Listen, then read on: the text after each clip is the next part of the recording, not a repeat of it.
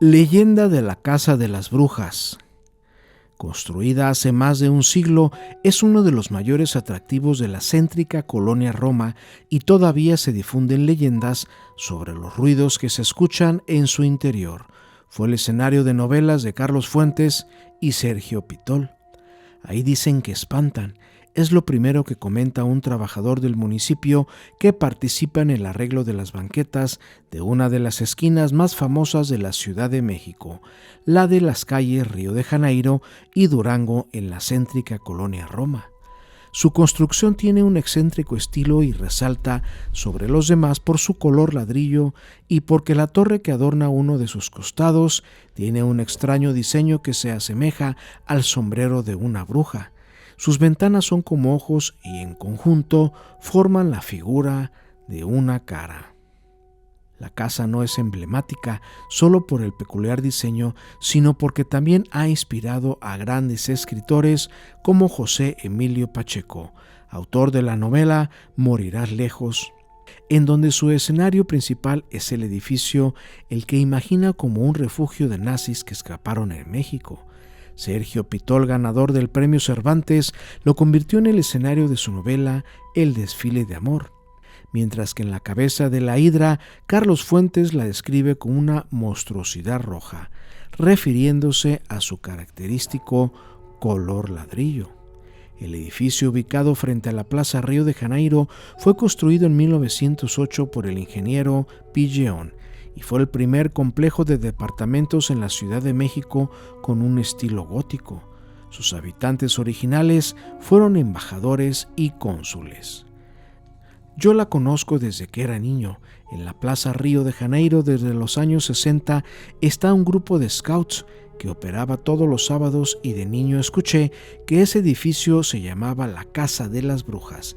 De ahí salían mujeres muy mayores, relató Alfonso Suárez.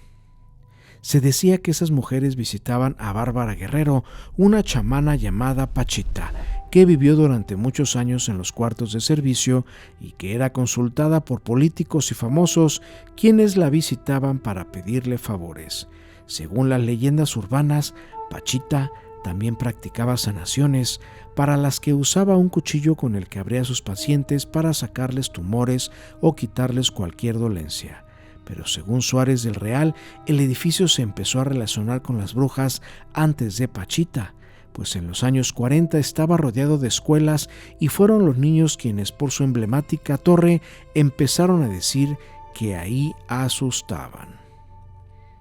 El relato de una supuesta habitante del edificio en un popular programa de radio sobre hechos paranormales en octubre del 2016 resucitó las historias de fantasmas que han acompañado a este edificio.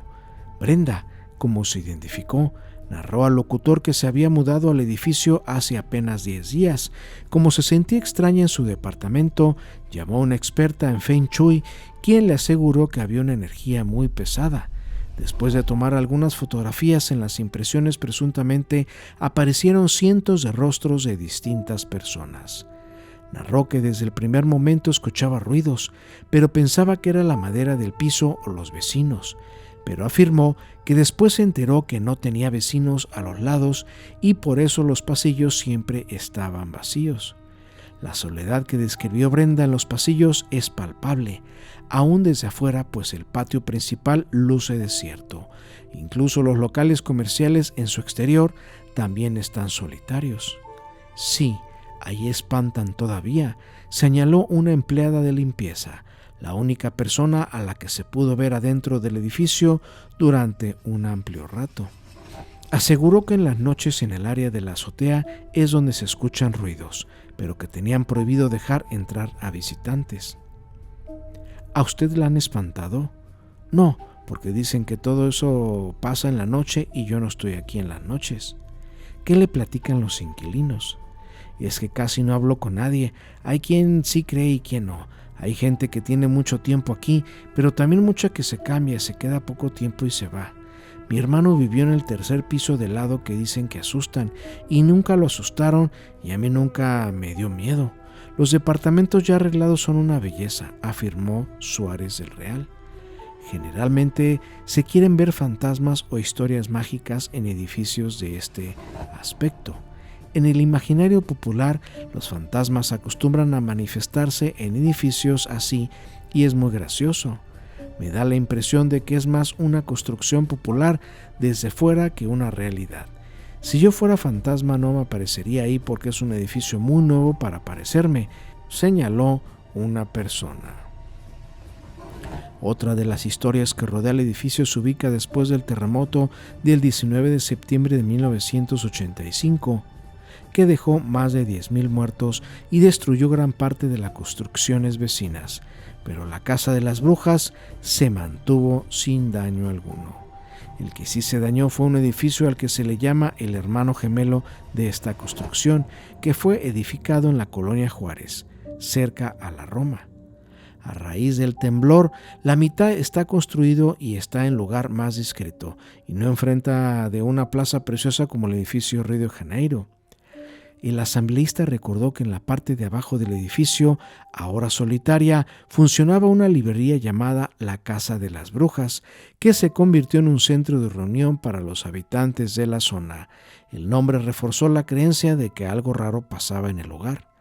Con o sin fantasmas, vivir en la Casa de las Brujas no es barato. De acuerdo con información de agencias inmobiliarias, un departamento en el edificio tiene un costo superior a los 3 millones de pesos, mientras que las rentas superan los 20,000 pesos. La leyenda de la Cueva del Diablo de Iztapalapa. El historiador Gerardo Torres aseguró que alrededor de la cueva existen toda una serie de historias. Cuenta la leyenda que muchos entraron ahí y nunca volvieron a ser vistos, ni vivos ni muertos.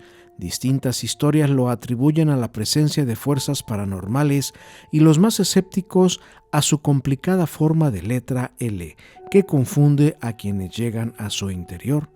Se trata de la llamada Cueva del Diablo en Iztapalapa, al oriente de la Ciudad de México, la más famosa de un conjunto de 144 cuevas que se encuentran en el Cerro de la Estrella, un lugar sagrado para los antiguos mexicanos, y donde cada año se realiza la representación de la Pasión de Cristo más famosa en el país. Las leyendas narran su extraordinaria extensión y sus cualidades místicas, pero cuando la exploramos percibimos sus estrechas dimensiones. Tal vez era más grande, pero hoy está asolvada. Al fondo encontramos restos de brujería recientes, reminiscencia de su importancia ritual de antaño. Una película poco conocida llamada La Cueva del Diablo narra la historia de un joven que trataba de filmar un documental sobre sus amigos desaparecidos en ese lugar, pero no se grabó en el lugar, sino en una locación cercana. Mucha de la gente que vive en los alrededores cuenta que escuchan ruidos que salen de la cueva. Otra que se cuenta es que hay un viejito que le pide a la gente que lo acompañen y que cuando llegan aquí a la cueva se meten con él, y adentro cuentan que hay un lago enorme donde hay grandes riquezas, y si la gente toma algo no logra salir, pero quien no toma nada puede salir para contar la historia. La leyenda asegura que en el lago se bañan patos de singular belleza que tienen comida en abundancia, y al fondo se puede ver unas ollas repletas de monedas de oro cuyo brillo llegaba hasta el exterior, lo que deslumbraba a quienes aceptaban acompañar al anciano que pedía ayuda. Otra de las leyendas es que en la zona que la rodean habitan duendes y por ello se han registrado desapariciones de niños que subían a jugar hasta lo alto del cerro, donde está la cueva. Una de sus entradas es tan pequeña que solamente un niño puede atravesarla. Pues es que siempre el nombre del diablo atrae a la gente y uno de niño pues quiere ir a ver qué. Mis abuelos sí me contaban de muchos niños que se perdieron ahí. Yo no digo que los chupó el diablo, como decimos acá. Lo que digo es que es un lugar muy peligroso. Dicen que tiene como 300 metros de profundidad y aparte también hay muchos animales que te pueden picar o morder. Yo sé también que mucha gente hacía brujería ahí, señaló un taxista de la zona. Forma parte de un sistema de cavernas que abarca desde Iztapalapa hasta la Sierra de Guadalupe entre el Estado de México y la capital, es decir, unos 65 kilómetros.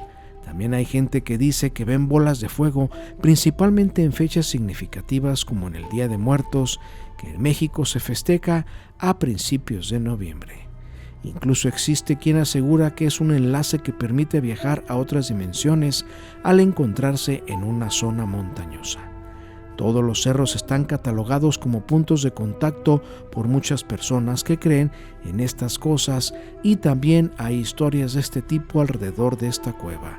Se han presentado distintos casos de adolescentes, principalmente que estudian en escuelas cercanas y van al lugar esperando vivir alguna experiencia paranormal, pero ya no regresan a sus casas. Hace tiempo dicen que se perdieron 8 muchachos que estudiaban en la secundaria y que nunca regresaron. También hace poco salió esa historia de los perros salvajes que estaban en el cerro. Pero pues ya después la gente se dio cuenta de que nada más eran perros callejeros que la gente los había ido a dejar, narró un habitante de la zona.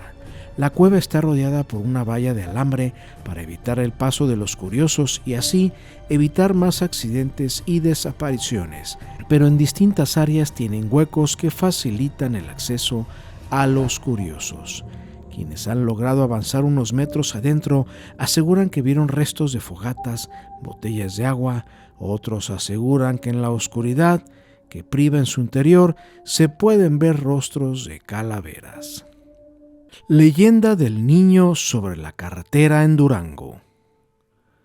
Dicen algunos que sobre la carretera entre Nombre de Dios y Durango han observado a un niño que en ocasiones hasta accidentes provoca porque los conductores de auto buscan esquivarlo.